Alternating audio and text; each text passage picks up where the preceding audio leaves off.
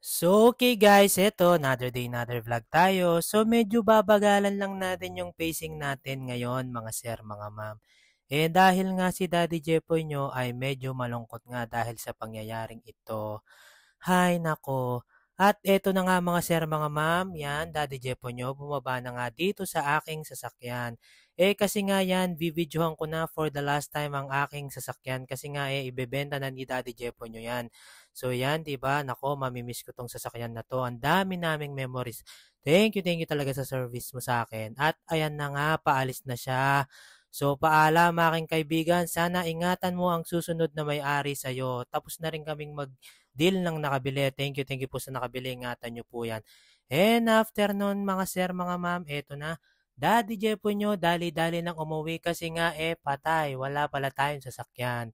So yan, bali abang-abang na lang tayo ng sasakyan dito, magko-commute Daddy Jepoy nyo.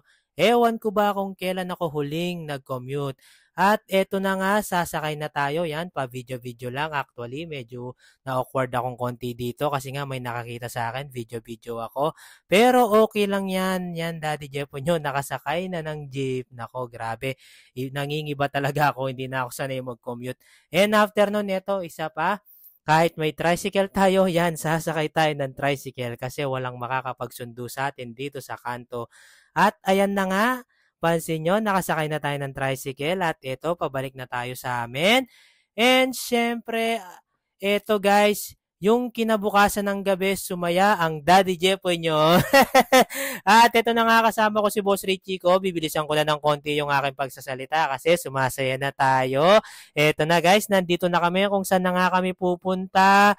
At eto na, boom, yan. Papalitan na natin ang ating service. Nako, grace lang talaga ni Lord. Thank you Lord. At may bago na tayong service.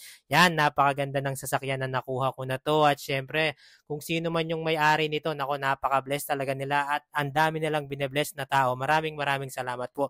So, yun lamang guys, pinag-pray ko lang to. And thank you Lord talaga. Grace lang talaga ni Lord to guys. So, yun lamang. Maraming salamat. Sobrang tuwa ng asawa ko tsaka ng anak ko nito. Bye-bye!